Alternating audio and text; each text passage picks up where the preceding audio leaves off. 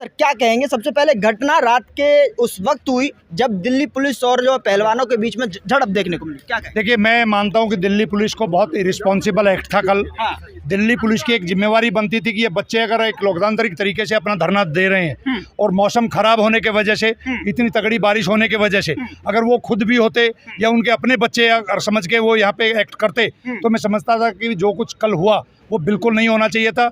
इसको हम पूरी तरीके से दिल्ली पुलिस के एक्ट को खंडन करते हैं। हाँ, लेकिन वो कह रहे थे कि मंजूरी नहीं थी कि आप जो है पलंग लेकर आए हैं और अचानक जो पलंग यहाँ पर बिठा दें। मंजूरी किसने देनी है? मंजूरी मांगी, मंजूरी दे देते। आज ये बताया कि किसी को पता था कि बारिश होगी और ऐसा मौसम हो जाएगा।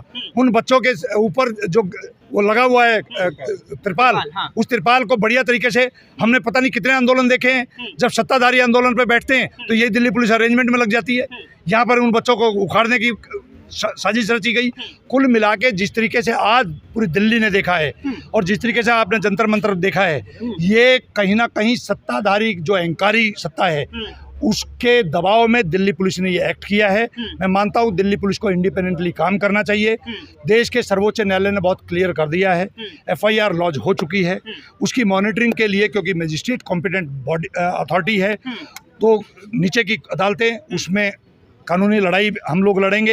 इन बच्चों को पूरी तरीके से न्याय दिलवाएंगे और ब्रिजभूषण शरण को जेल जाना लेकिन पड़ेगा। सवाल ये है कि जिस तरीके से CGI के समक्ष जो है सुनवाई चल रही थी, उम्मीद थी, भरोसा था कि अब जो है फैसला जल्दी हो जाएगा और वो सलाखों के पीछे होगा लेकिन अब एक बार फिर से निचली अदालत में चला गया मामला, मजिस्ट्रेट के सामने सुनवाई, फिर हाई कोर्ट जाने का रास्ता किस तरीके से देख रहे हैं? क्या अभी और समय बाकी है? नहीं, देखिए, सर्वोच्च न्यायालय के पास बहुत लिमिटेड प्रेयर थी। उसके हिसाब से सर्वोच्च न्यायालय ने निर्णय लिया। सर्वोच्च न्यायालय के निर्णय से हम पूरी तरीके से सेटिस्फाइड हैं।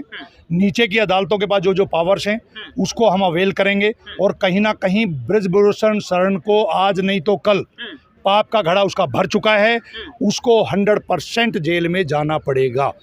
वो तो कह रहे कि हम तो जो है इस्तीफा देना है तो इस्तीफा ले लीजिए। हम पहले बताइए ना, मोदी अगर बोले, अमित शाह अगर बोले तो मैं तो इस्तीफा देने के लिए तैयार हूँ। आजकल टीवी पर हीरो बने हुए हैं। मैं ये जानना चाहता हूँ कि नरेंद्र मोदी जी और अमित शाह से पूछ के उसने अपराध किए थे क्या? ये जो अपराध किए हैं 40 FIR हैं गैंगस्टर एक्ट में, उसके खिलाफ FIR है। खुद उसने नेशनल टीवी चैनल पे माना है कि मैंने एक आदमी की हत्या की थी। उसने खुद ये माना है कि मैंने एक लड़की को गले से लगाया था और उसकी नज़रें थी अग्नि, तुमने गलत किया है। तो कहीं ना कहीं वो आरोप अपने आप मान रहा है और देश की नेशनल मीडिया पे बैठकर जिस तरीके की वो धमकी दे रहा है, जिस तरीके की वो भाषा यूज़ कर रहा है, उससे उसकी प्रवृत्ति अपने आप पता चल रही है। उसको मैं मानता हूं कि नरेंद्र मोदी जी को और अमित शाह के लिए वो बोझ बन चुका है। वो बोझ तुरंत प्रभाव से उनको उतार देना चाहिए। बहुत बहुत शुक्रिया।